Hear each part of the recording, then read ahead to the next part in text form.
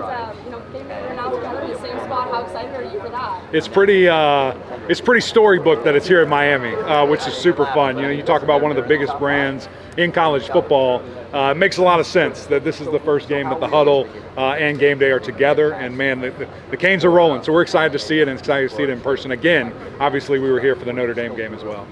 Beck, what stands out to you about the Miami team that you've seen so far, and maybe anything that's showed up differently than what you thought going into the year? Yeah, I think what is the most exciting about Miami right now, you turn on the tape for Ohio State, you turn on the tape for Texas, Alabama, Georgia, obviously Clemson, and you can find something. You can find a weakness. You can't find that with Miami. I think they are the most complete team in college football. I think they're the best team right now in college football, and obviously that's led by Carson Beck and the things that he's done. I think he's been a revelation. I think people are very excited and maybe even taken aback a little bit about who he is, what he's bringing to the table. There was a lot of stink that was put on his name, that I think he's putting all that to bed. But also, just the running backs are playing out of their mind. The offensive line is being exactly who we thought they would be. The most surprising thing is probably the defense. They were so bad a year ago, so inconsistent. Nick Saban said it's the reason they were held out of a playoff, held out of a national championship type of game. They look fantastic. Long, physical Reuben Bain. I mean, my gosh, the guy's getting Heisman votes right now, or Heisman discussion. They're playing at a very high level, and I love to see that. With that consistent, or with the all-around performance that you're speaking of, does it feel, I know a lot of football left, does it feel sustainable that, look, this is just who they are, and then we'll kind of see how it goes? That's the word. That's the great word to put on it, is it's sustainable. Miami flew so close to the sun last year with Cam Ward and the crazy theatrics, which was awesome, and it was fun, and it was really cool for us to watch, but you just watched it thinking, can this be replicated for 16 weeks? Probably not, and it wasn't. And I thought that was unfortunate for a lot of different reasons. This feels like, A, the team hasn't quite reached its full potential yet, which is very exciting. B, it's methodical, it's planned, it's very 1, 2, 3 ball out, run the ball here, tackle in space here. You can do that for 16 games, and so that's, I think, what is the most exciting thing about Miami. You spoke about the sustainability, but let's talk about growth. Obviously, especially in this receiver room, Miami is a very young receiver core. How have you seen these guys, in your opinion, grow from week 1 to last week, and how do you expect them to grow as the season goes on? Well, I think what an unbelievable move bringing in CJ, right? Like, to bring in that veteran to pair up with these young freshmen and young sophomores, the guys that are inexperienced in playing, and they just seem like last year those guys were good, and I think really good players. These guys seem like they're on a different level from a family, from a playing together standpoint. And when you have freshmen leading the way, like we saw last week, a couple of touchdowns, and obviously we know what Malachi Tony's been able to do, they're only going to get better. They're only going to get more comfortable in different situations, and that's exciting to see, because Malachi has truly emerged as the go-to guy for Carson. As games go on, as things get harder, those guys are going to come even more in sync. Malachi should be sitting in math class right now at American Heritage. Isn't that crazy? Well, like you said, he's really growing into the focal point of this offense. Yeah.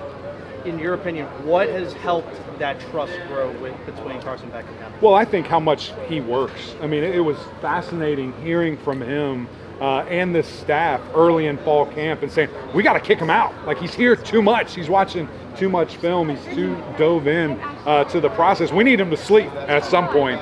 And clearly that's something where, okay, if a guy's putting in that much effort as a 17-year-old, he cares, and we can trust him. Oh, by the way, he's really good at football. That kind of helps there. So I think putting in that work early kind of gained that trust and showed everybody that he's here and he's very serious. Eric, can you put into words the offensive line, how much that helps with the balance of passing, running, right. The whole thing? Yeah. I mean, to make it seemingly go. Yeah. Well, it helps when they're massive monsters up front. I mean, you look over at Bell, and he's a center. I mean, he's an NBA center out there playing left tackle. But those guys, I mean, they're the strength of the team. And I think what was fascinating, I was sitting down with Coach Cristobal earlier this morning and just talking to him about the process and how year one, everybody wants it to be done. And that's just, it's not how it works. There's a way that you have to do things. There's a way you have to build a program, and he's done it. And that's from the inside out. You see both lines of scrimmage, offense and defensively, really in their final form. I mean, this is what you should expect year in and year out from Miami now, is these really dominant physical presences on both lines of scrimmage, and they're a key part of this team. They can run it. You know they're running it. I know they're running it. You can't stop it. Pass pro, they're electric. They put a lot on them. A lot of 5-man protection. You got to figure it out who you're going. Now Carson helps with that and does a great job of, there was one play in particular. There was 2 wide receivers tight and a tight end, and they were in man-to-man, the defense, and they were locked over top of them, standing there right on top. And so the offensive line sees that. They go, hey, we're going this way. And Carson's like, no. That's man-to-man over there. Those guys aren't a part of the picture. Go this way, get this guy. And it was a 20-yard pass that equated from that instead of Carson getting hit. So that relationship has been fantastic, seeing those guys grow, trust each other. And again, they're very talented up front. With Mark Fletcher, there's a lot of people are excited for his success, the type of person he is on the team. When a guy like that is performing at a high level, what does it do for a team, essentially a guy that everybody seems to be rooting for? Well, I think it even maybe spoke more about who he is as a person last year when he welcomed Damian Martinez in with open arms. It was supposed to be his show. And he said, hey, come make me better. Come make us better. And I think that said a lot about him. But now that he is the guy, now that it is his show, and for him to be doing the things that he's doing from a violent standpoint, I mean, he's running through guys, but also when there's a clear hole, he's patient and he'll hit it. His performance, I think, is transformational and, again, sustainable. It's not like it's just a bunch of one-hit 75-yard touchdowns. This guy's running through defenses, which is really impressive. Let's talk about the state of this league as a whole. Obviously, we know Miami's a really good football team, but we've seen SMU, Georgia Tech, Clemson, all these, Florida State, all these really good football teams coming out of the ACC this year. What have you liked from this league as a whole? Yeah, well, I'm not very happy with my Tigers, first of all. They've got to figure it out. That would help me a lot. But Florida State, I mean, they've looked fantastic. To be able to, manhandle Alabama the way that they did, then the very next week, put up the most points they've scored in a decade. Very impressive by them, and how much can they continue to grow and elevate? And are we going to finally get the Miami and Florida State ACC championship that we've been hoping for since 2004 there, excuse me. And then a Georgia Tech comes along and looks really, really good. And SMU, can they continue to be sustainable and have that success? And then is it Louisville? Is it NC State? Who's the other team that can really boost this thing and help this conference? How do you evaluate Miami's position in the ACC conference right now, and what would you like to see in the season? Yeah, I think they're the best team in the league. That's kind of where I have them. They're the most complete team. I have the least questions about. And so we kind of touched on it earlier about the sustainability. I think they can keep that going and make that happen because of the way that they play, how they're doing things. And I mean, you never say national championship or bust because there's only one of those, and it's really hard to do.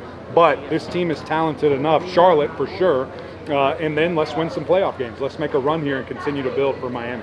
Speaking of the ACC, talking about earlier how working with the ACC huddle and College Game Day together in this environment, what's it like to have one of the ACC teams in such a big environment, especially ranked this highly in the country? What's that environment going to look like for you guys? Yeah, that's what we've been begging for, right, is these teams just to kind of hold up their part. Like, we're on our side, on the network side, TV, we're going to keep making this big. We're going to make it a big production, a big deal. We're going to bring you a great guest. We're going to have great analysts, great insight. Now we just need to win. Now we just need teams to hold their end of the bargain. That creates this type of buzz. That creates this type of environment where we're not getting to December and I'm sitting up on a desk pounding the table of why a team should be in. I'm hoping this year I'm putting my feet up and saying, you see why they're in. This is why. And that takes, again, the teams doing their part. And I think the coaches have known that. Miami clearly knows that, the investment that they've made into this whole thing and this program. And it's going to be a really fun year for all of us. And looking ahead a couple of weeks, if that Florida State-Miami matchup were to be the same situation at College Game Day, how would that look for you guys? Yeah, we'll be there. I'll go ahead and say I hope I'm not in trouble. But that's what all signs are looking like. If you ask Coach Cristobal or Coach Norvell, they don't want to hear anything about that. But those two teams are playing at a very high level. I mean, that could be a national championship caliber game, which is really exciting for us in the ACC.